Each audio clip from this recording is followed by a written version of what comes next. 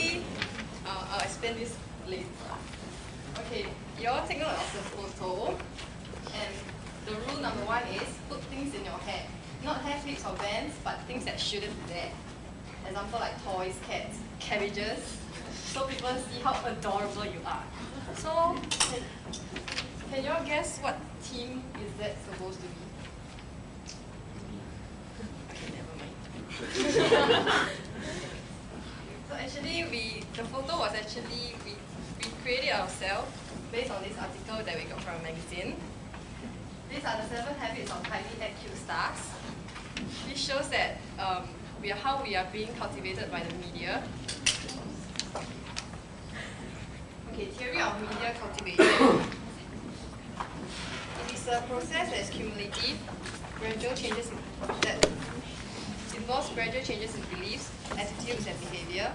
A person is cultivated into the television view of social reality. Gardner's theory of media cultivation. He said 2 main points about media cultivation, that is mainstreaming and resonance. Mainstreaming refers to what happens when people of different groups are exposed to the same media, and ultimately they are being cultivated similarly. Resonance refers to what happens when a person's real-life environment strongly resembles the environment depicted in the media. This states the double dose effect of media cultivation. Because the textbook simply focuses on the crimes factor, I'll relate it to our topic itself today as media, the applications of media cultivation and media stereotypes. What we're going to cover today will be media stereotypes, that is sexual stereotypes, body image, racial stereotype, and racism. Example of sexual stereotypes in the media at present is men far outnumber women, men have higher status roles. For example, mainstreaming examples are, we are cultivated to the thinking that men are more powerful and is more dominant in society. The resonance, that is the double dose effect. In the real world, men are employed in most of the higher paying jobs. For body image, media depiction is that females should be thin and as compared to males, and females who have higher weight are they actually receive negative comments.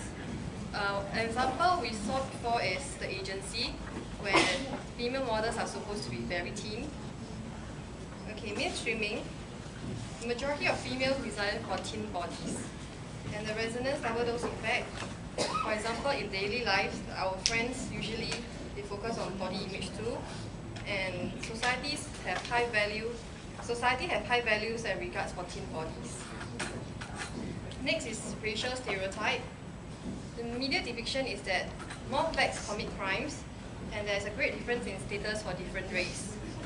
We are cultivated in the thinking that certain races are more capable as compared to others. The double dose effect is that, for example, in the local Singapore, most security guard positions are taken up by the Indians, and in the classified ads, most jobs require Mandarin-speaking personnel. The last is spacism. Media depiction is that more focuses on the face. The media depiction is that the faces of males are being more focused than the females, because like the photo as seen, females' body are of more focus than what is compared to the male artist. It's only the face.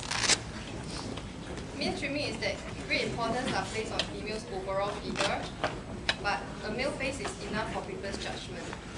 The double dose effect is that most fashion magazines published today, they show more of bodies of females than focusing on the face, and more importance is placed on the face of a male in this body. I'll now pass over to Jasmine to talk about the sexual stereotypes.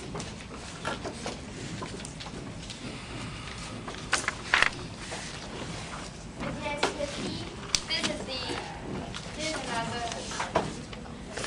thing that you can do to act cute, and it's based on that article as well. Okay, basically, sexual stereotypes is being reinforced into the children since they are able to understand things. And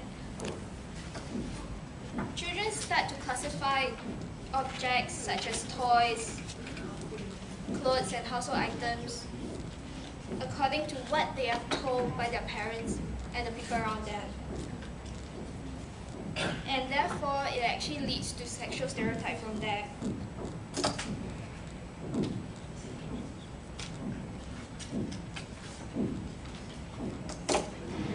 George Gardner actually said that women are more likely to be depicted as victims of crime and violence than males.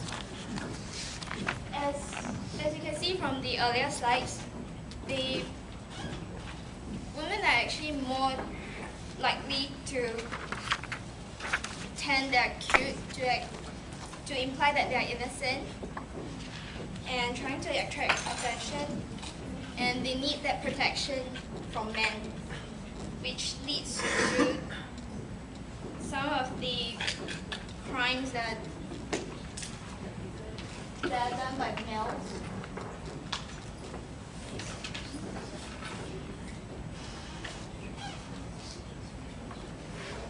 From the text, we have actually found that Jennifer Harrod and Mike Allen, they use meta-analysis to summarize the data that they found to examine sexual stereotypes. And from that analysis, they reached a conclusion that men are more often on TV than females.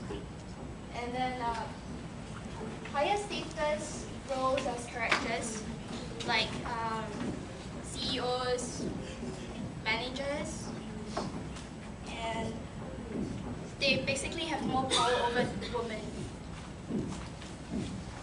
Okay, for the sexual revolution, it actually occurred around 1960s. Male was expected to be more powerful, while the idealized female was expected to be modest. It's been true since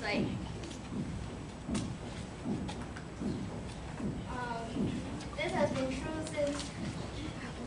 since the ages before we know.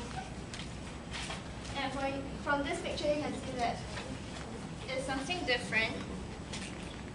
And Angelina Jolie was portrayed as someone who is more powerful than the usual weak and require protection females. Okay. For this modern feminist, Ariel Levy, she actually warned that the current state of commercial sexuality has created the raunchy culture. The raunchy culture is actually a development which has largely occurred in the West. The commercialization of the sexual objectification of females. It has been criticized as being limiting for men and women. Rather than being liberating, some feminists argue that the pornification of Western society has reduced and equated the scope of feminine power to sexual power only.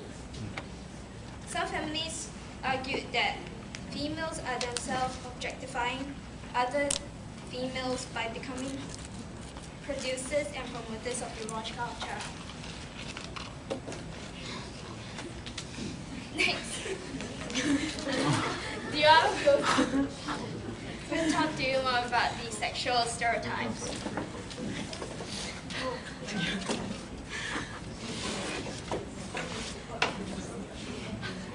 Okay, this is number 3, which is tickle someone.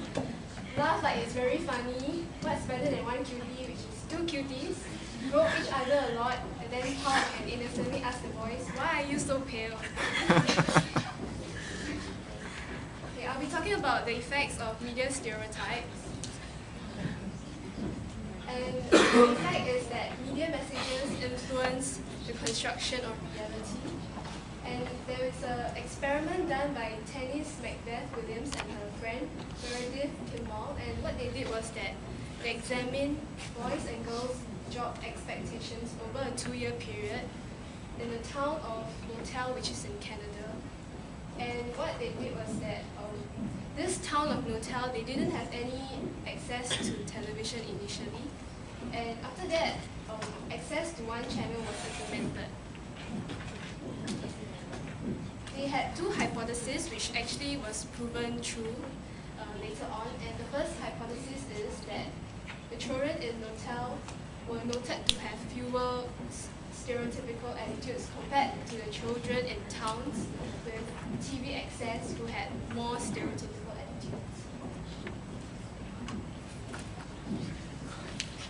They actually scored, they had 6 and 9 grade children attitudes measured by filling the sex role differentiation scale, and the results showed that children in Notel did not differentiate behaviors according to sex compared to the towns who had TV access.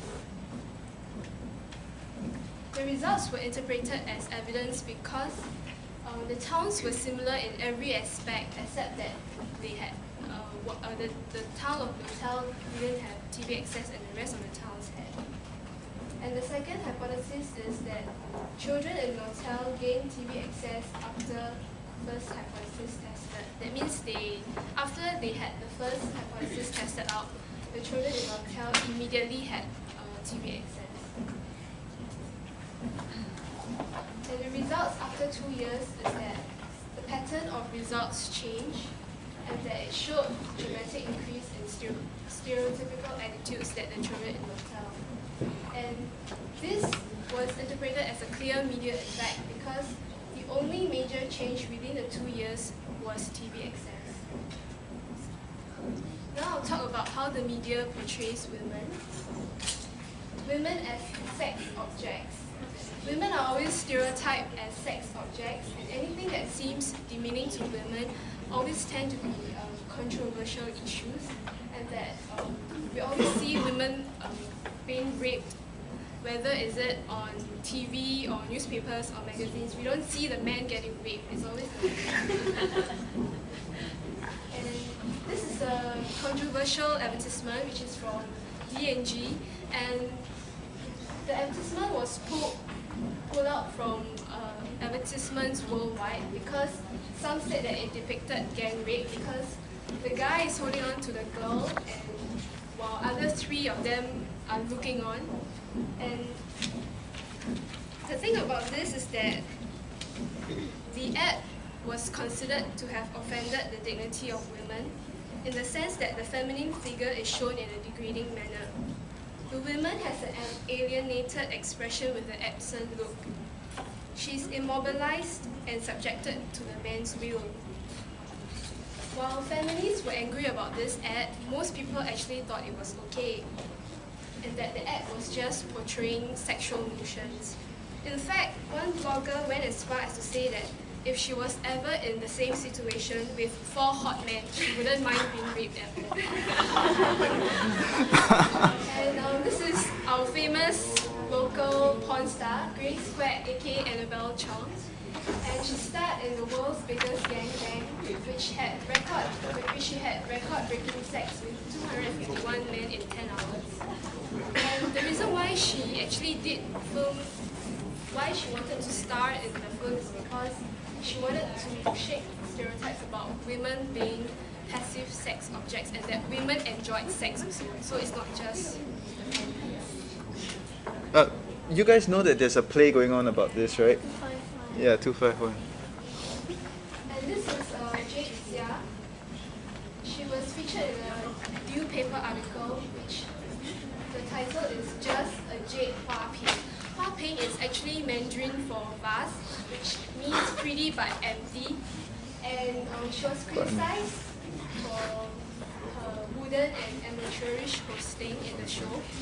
And that this person said that she's a Hua Ping put there for ornamental reasons and that she can't host at all, so she should just, be out of the show.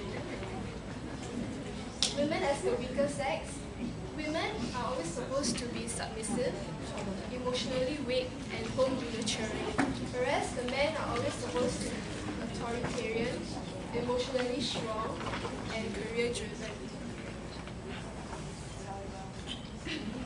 What happened was that when this movie My Sassy Girl came out in Korea, and it was so successful because it was refreshing in the sense that there was a change in gender role. In this case, the girl was fiery, violent, and she called the shots. And the guy was gentle, unassuming, and he let the girl call the shots. And there's this scene in the movie where she actually took off her high heels and made him wear it. Yeah, and then he was like falling over the place. And this started a new trend in the industry, and then more people started getting this idea of implementing girls as violent and guys as sissies or something. Example of stereotypes: females are always stuck in inferior roles compared to the males in the media. A few examples are: females are always the nurse, the librarian, the teacher, and the secretary. Whereas guys are always the policeman, the fireman, the boss, or the doctor. An effect of a stereotype we always experience is this mistake where we always commit. When we are talking about doctors, we tend to say he, even if we don't know that the doctor is a man. And we always ask, so what did he say? Even though the doctor could be a woman, and so we always tend to say he when she could be a she. The question is, does TV actually influence attitudes? Science cannot explain everything. It's not for sure that TV is the only and the main factor that influence people's attitudes about stereotypes and how they should think, but rather we do have a contribution in people developing attitudes. During the break, we'll be showing a few MTVs that depicts women as sex objects.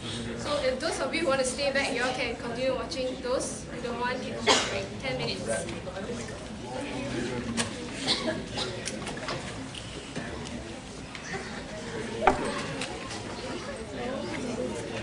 Is it okay?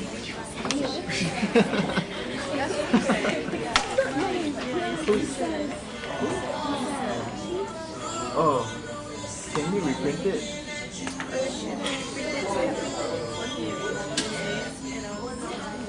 Can you just reprint it? I won't count it late if you reprint it. I mean, I'm gonna handle all these papers and then wait, Ants will come and find me.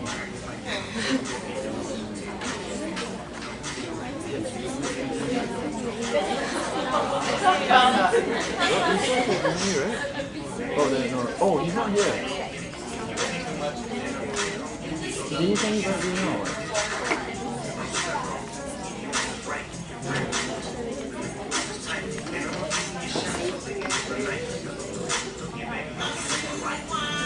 I'm trying to reprint it. It's going to be very difficult for me if I keep all the papers like that.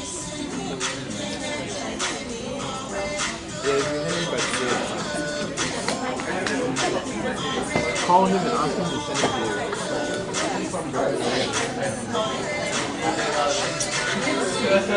Okay. You're saying he doesn't have first copy? Okay, I'm going to sort it out. You guys are, I'm not going to bring back a people with copy on it. It's very difficult for me. If you can try it or photocopy it or something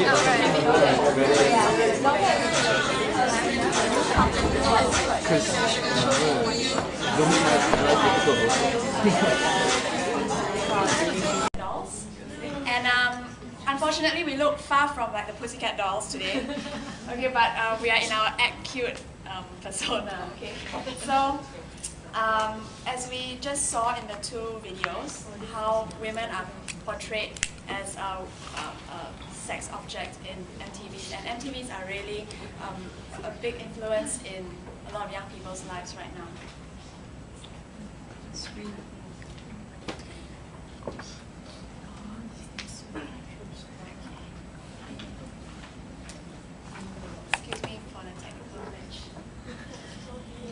try the function F7 again.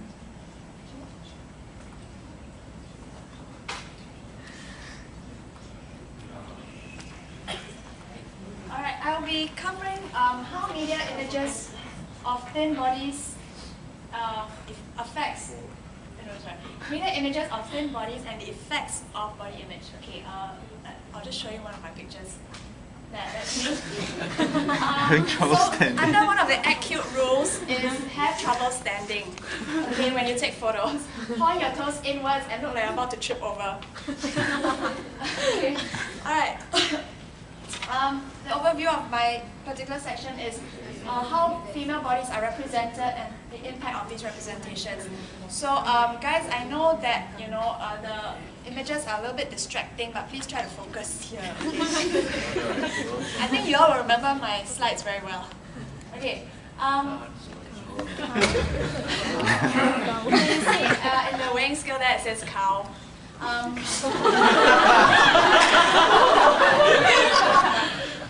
Okay. Other than many of the other factors, socio-cultural factors, for example, the role of the media is has received the most attention as a possible contributor to body image disturbance and eating dysfunctions. Okay, firstly, I'll talk about how television affects us.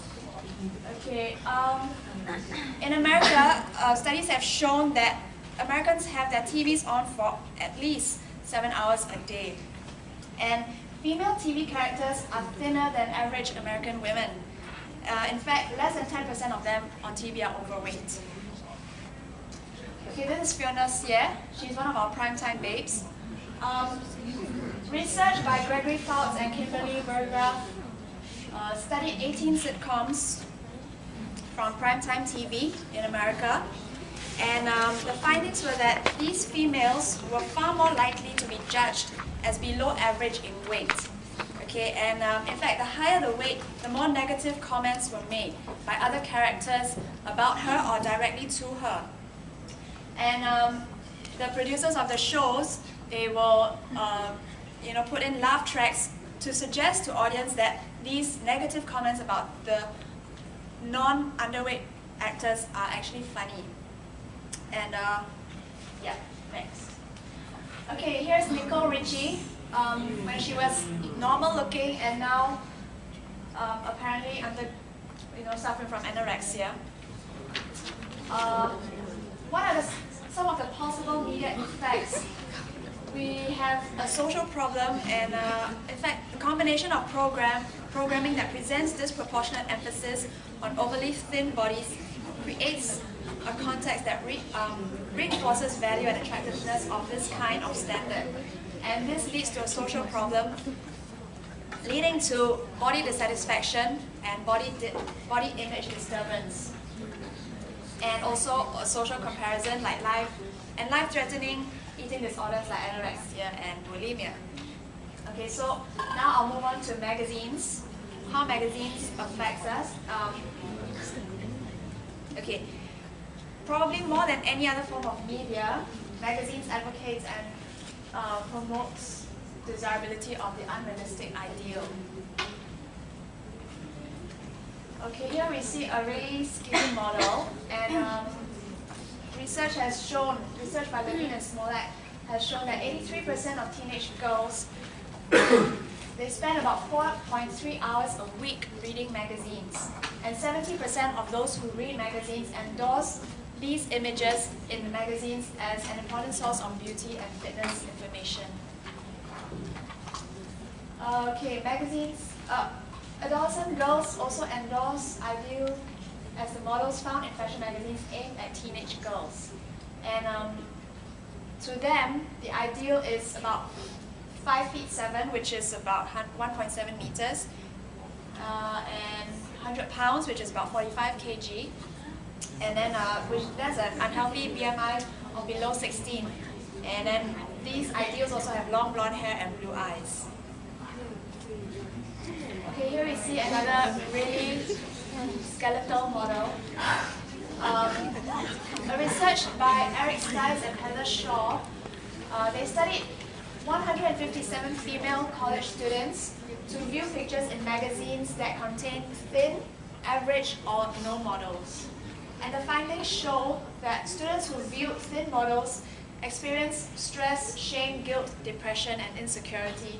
And as a result, they showed high levels of body dissatisfaction and symptoms that are associated with bulimia.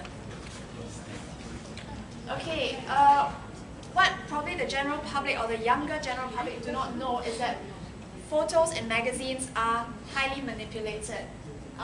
There are a lot of photographic techniques like Photoshop, digital imaging that blur the realistic nature of media images. And this leads consumers to believe that the models are really what they look like in the pictures, you know, proportionate boobs, flawless skin, beautiful hair, and a nice perky nose. But all these images, many of them are manipulated, digitally imaged. Okay. Here, it's Jessica Alba, Melvin's favorite girl, in the Tiger ad. So I'm going to talk about TV commercials now. A research by Dwayne Hargreaves and Marika Tigman studied the cumulative effect of media exposure to ideal body types. They observed 80 random adolescents, and they got them to view 20 commercials that featured female thin ideals and another 20 commercials that had no physical appearance. And the findings show exposure to the thin body ideals led to small changes in body dissatisfaction. Particularly for girls, they had higher body dissatisfaction and a higher drive for thinness. But for boys, they didn't really show much difference in body dissatisfaction, but they had a higher drive for thinness. Okay, now we're going to talk about guys, all right? A research by Daniel Agliata and Stacey Dan studied 158 males. Hunky, yeah? These males were made to watch neutral TV commercials with male ideal body, neutral TV commercials or those commercials with male ideal body images. And the findings show that the group that watched ideal body images significantly had higher levels of depression and muscle dissatisfaction. Okay, so this is a picture of that's taken from the movie 300. I'd like to quote one of our classmates here. After he saw the show, the next morning he told me, he said this: all the toot in the show had at least a six-pack. If I had a body like that, I would be walking around in my underwear too, man. Toot!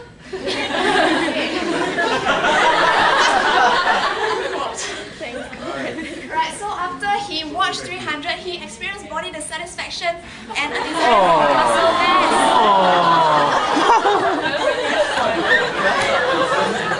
Melvin, just so you know, the film producers or somebody actually uploaded a training regimen for the cast. Yeah, it's very vigorous. So I mean, if you guys want to try it, I know of bloggers who are trying it. So okay.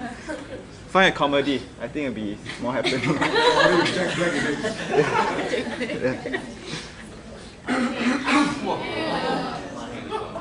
Ouch.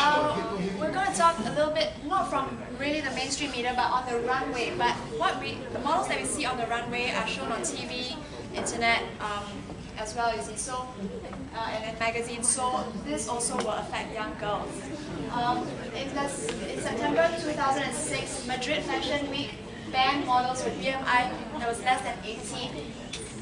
And this was a move that they were trying to initiate to get the models, or rather get companies to engage models that were healthier looking rather than always engaging thin models.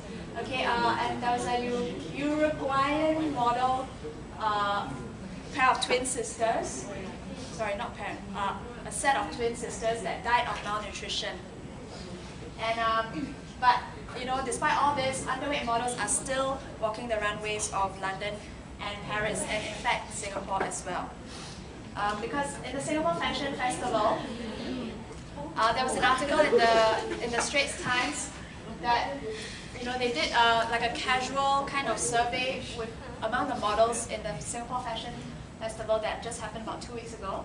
The average BMI of 3 of the female models was 16, and that is below the healthy range of 18.5 to 22.9. And when they approached 2 of the male models had healthy BMI. Okay, and Sheila Sin, one of the local models that was featured in Singapore Fashion Festival, she said, "There is always added pressure for me to be thin. There are so few spots for Asians in the show. I have to be at least as thin as the other non-Asian girls." And later on, Joanne will be talking a little bit more about racial stereotypes and how local models in Singapore are less popular, less used than Pan-Asian models or Caucasian models.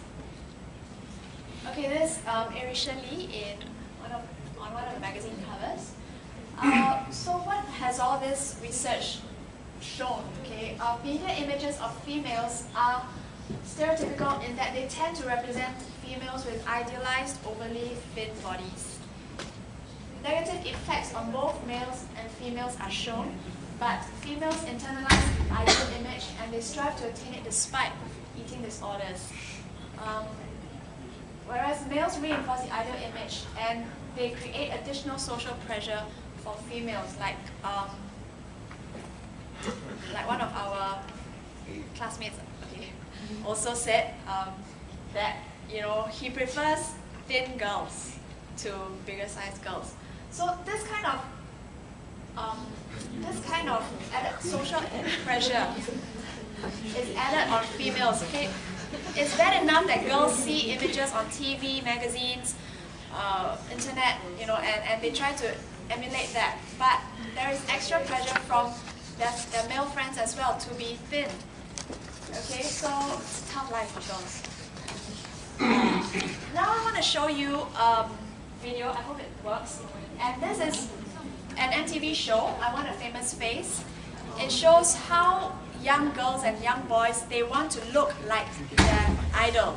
Okay, so in this particular episode, this girl is going through major surgery and all that because she wants to look like Carmen Electra.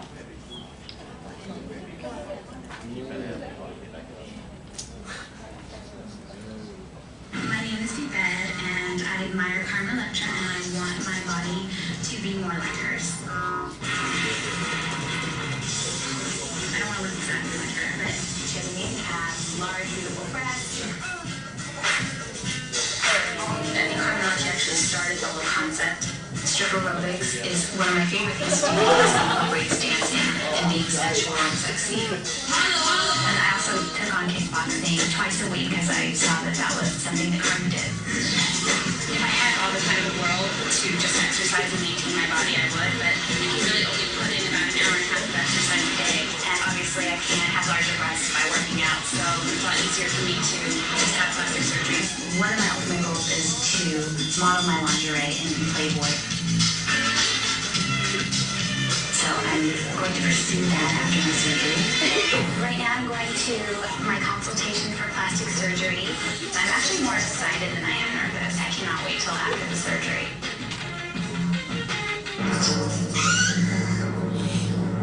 How are you?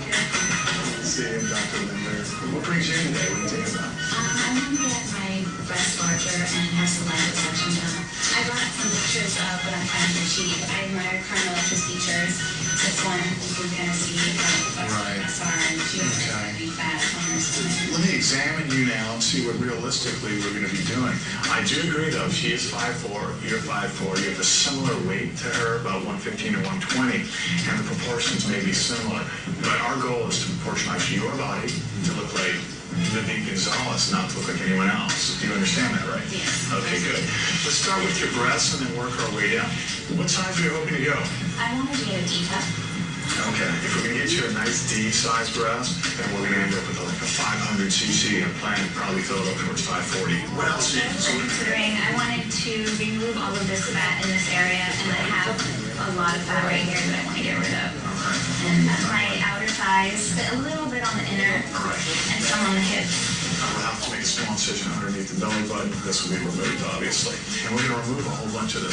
You have a very small saddlebag here, and both sides will be done absolutely the same. Some of the anteromedial thigh fat through a small stab incision, taking this little fat back. So we're going to just streamline your entire lower third to the middle third. Right? Thank you so much. You're very welcome. You're going to do extraordinarily well.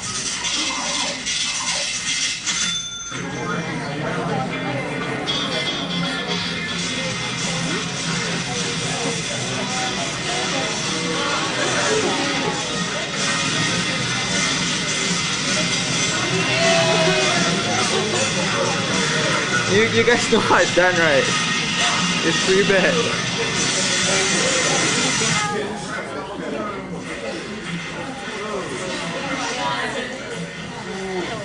They literally slice the nipple out first. It's quite gross.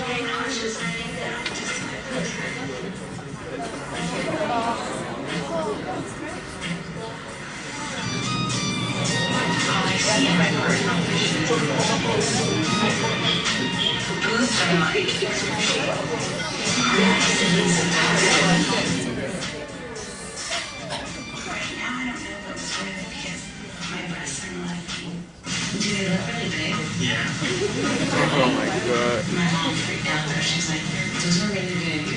I can't believe it hurts. These. It's so hard to breathe right now. This is the day after my surgery. I get with my arm. My mobility is very limited. I feel like a marshmallow. Hi, Dad. How you feeling? Let's get your dressings off and replaced. It's like unwrapping a Christmas present. You went with a pretty good size implant behind the muscle, so you're going to feel some achiness. They're going to be swollen as well. Absolutely gorgeous. How beautiful she looks. Would this be your sports bra today? Now I'm going to have you stand up. I went to dinner. She looks now proportionally body. We're going to put this back on.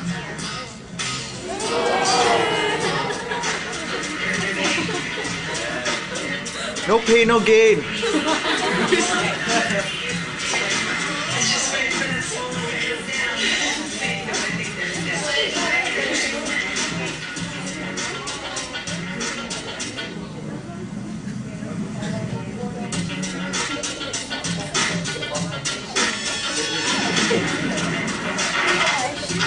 So what did you think of the moves? Are they pretty? Not right now. Well, make your choice. They're already in there. It's a combination of everything going on with my body right now, you know?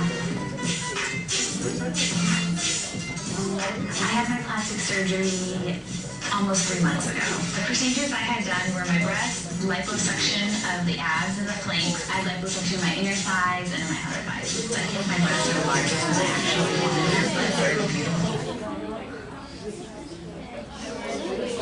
Which one do you prefer? My plastic surgery had been She looked alright.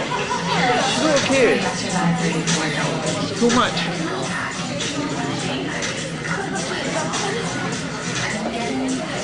attention of men that I don't really want. Men make remarks because of physical reasons. You hear that? I'll walk by and Now she's regretting because the guys are like talking to her sexually rather than as a person. and if they're still, if I feel like they're still too big, then I may possibly get rejected depending on how complicated it is. When I hear unnecessary comments or remarks from men, it makes me want to cover up more. I wanted to be able to wear sexy tops and be sexier. I'm not in a rush at all to settle down with anyone. I've kind of gone out a little bit since after the surgery, and it's very difficult for men to respect me. So tonight I'm just going out with my girlfriends and my gay girlfriends. I feel more comfortable wearing sexy clothes around gay men because they're not really trying to get in their pants and they don't make comments. She won't drown, at least.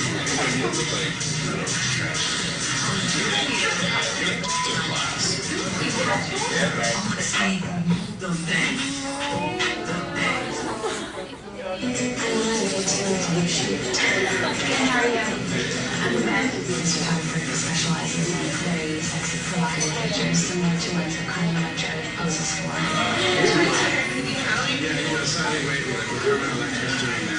My immediate goal is to send my pictures off to Playboy and different agencies, and that way I can get exposure.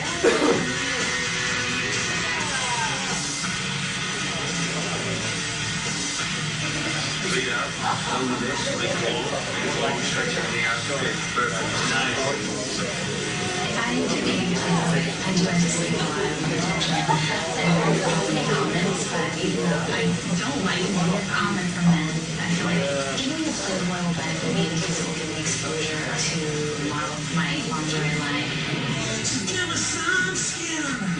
If I do get chosen to be a Playboy, what I plan on doing is paying for it and then telling my parents. I mean, I'm an adult and I'm making a decision, so they're going to have to expect it. It's just part of life, I guess.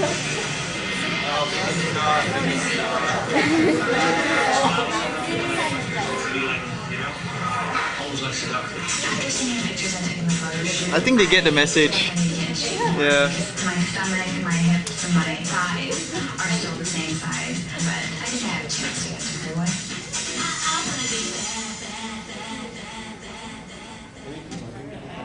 Okay, so we see this girl, she wanted her body to look like one of the lecturers, and after that she felt that they were too big. Then she was considering breast reduction. So, I mean, it's quite sad that her goal was to be a Playboy, okay, so anyway, what can be done to help our younger, the young ones? Is that we feel that education is really important, and we have to teach them to have critical media consumption and to be sensitive to media stereotypes and the possible effects of media exposure on attitudes and behavior. And also, these are all mentioned in the textbook, by the way.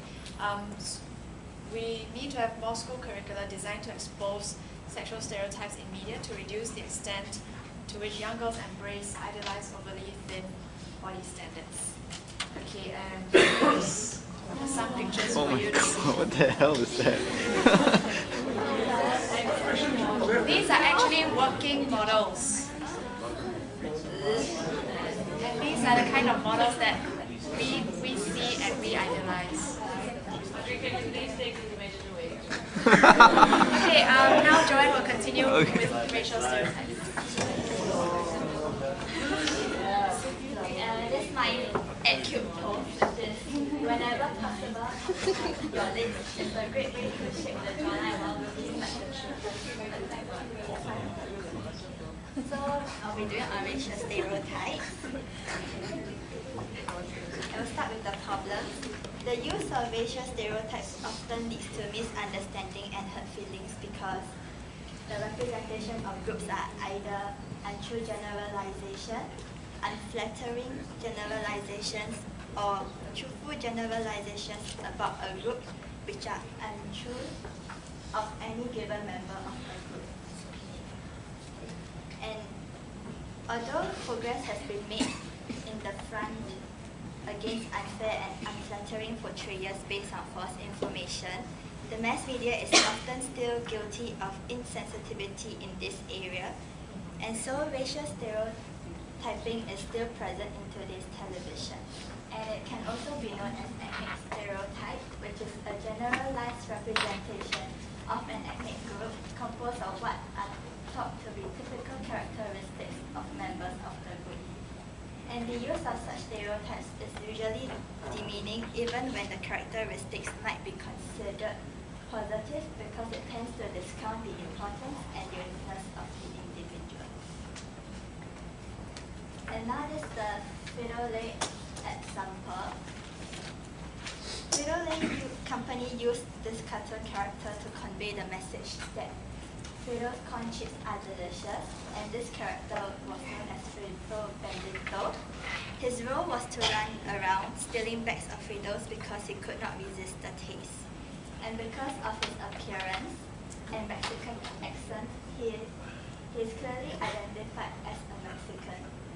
And the Mexican community protested because the image of this character depicts an undesirable stereotype and the image associated the ethnic group with crime and tribalism. And it caused a huge controversy that the company decided to abandon the use of the character in all their advertising. And this is a study on the over-representation of African American done by Travis Dixon and Daniel Lynch.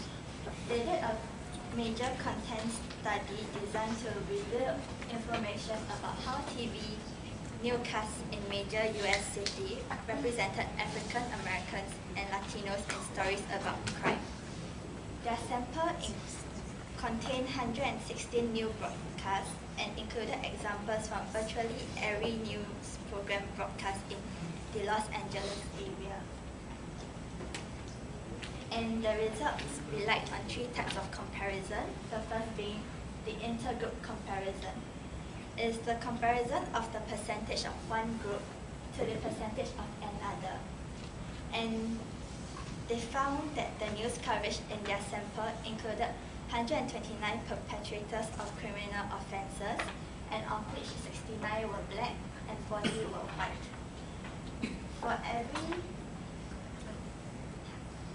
Which means that in racial form, for every white lawbreaker shown on the news, there were 1.72 black lawbreakers, and this data showed that blacks were more likely to be shown as lawbreakers compared to the whites.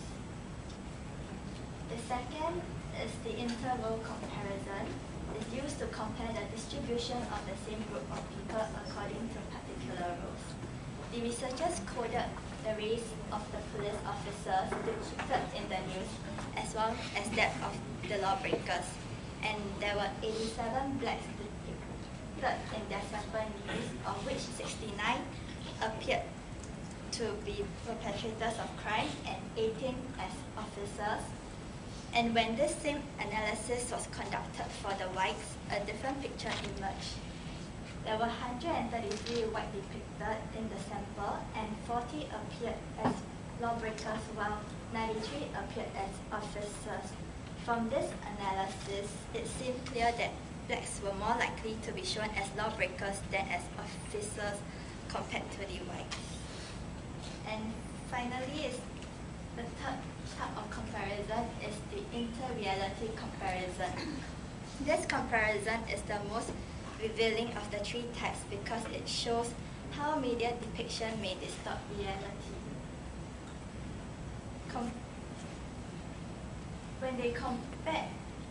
When the researchers went to the actual crime data, the records showed that there were 21 blacks accounted for criminal arrests, 28 whites, and 47 Latinos. But when these percentages were compared to those shown on TV, there was a difference. 37 of the TV news perpetrators were blacks, 21 were whites, and 29 were Latinos. This data showed that blacks were overrepresented as criminals on the news as compared to other groups. And now we'll be talking with regards to the local context. In a report on the Institute of Policy Studies Forum on Ethnic Relations in Singapore, it showed how the media representation of ethnicity is like with regards to local television and film. And below are some categories of some ethnic groups. First, we have the westernized English-educated Chinese that they are often depicted to have bad attitude towards Mandarin and Chinese culture. And the males that fall under this category are often depicted as feminine and homosexual, excessively macho and rational, while the females were depicted as calculative and career-minded. Then there's the Chinese-educated Singlish-speaking category, which has the Singaporean identity, the Heartland identity, and Chinese identity. Next, there's the Chinese educated dialect speaking, which are often shown to be obsessed with money. They are crude, insensitive, and sleazy, and they are superstitious, hypocritical, cruel, violent, and criminal. And for the Malays, their male presence is often used to draw laughter from the audience. The males are depicted as irrational and violent, while the females as submissive, objectified, and instrumental. Then we have the Indians. On films and television, it seems to have a comic effect on the audience, and the reaction fear is drawn from two main stereotypes.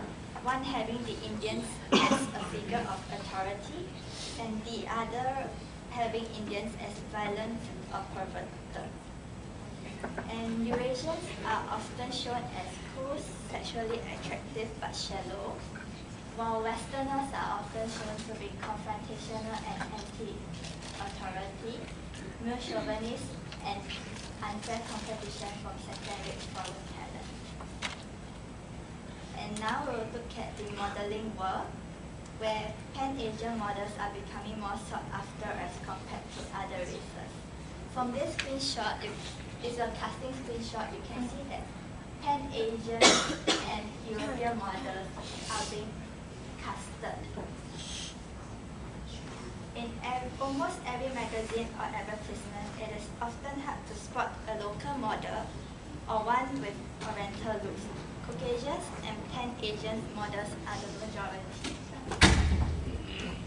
And this is another screenshot of the casting post. And in almost every post, you can see that Pan-Asian models are wanted. And these are some examples of local brands, but they do not have local models. And from here, it can be seen that there's a racial preference for Caucasian or Pan-Asian models as compared to the Asians and local models. So is eliminating racial stereotypes possible?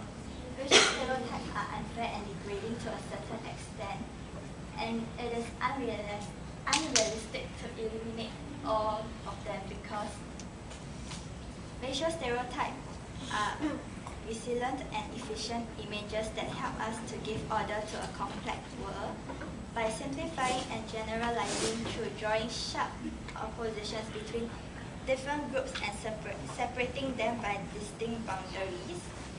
And in films and television programs, audience connect more regularly with characters and situations that are familiar and recognizable. And many successful comedies are very dependent on stereotype. However, although it's not possible to eliminate all racial stereotypes, it is possible to minimize them. And these are a few ways to minimize them. First, being to eliminate negative stereotypes and promote positive ones. Although it might be quite difficult, but this can be done through positive social transformation such as role modeling,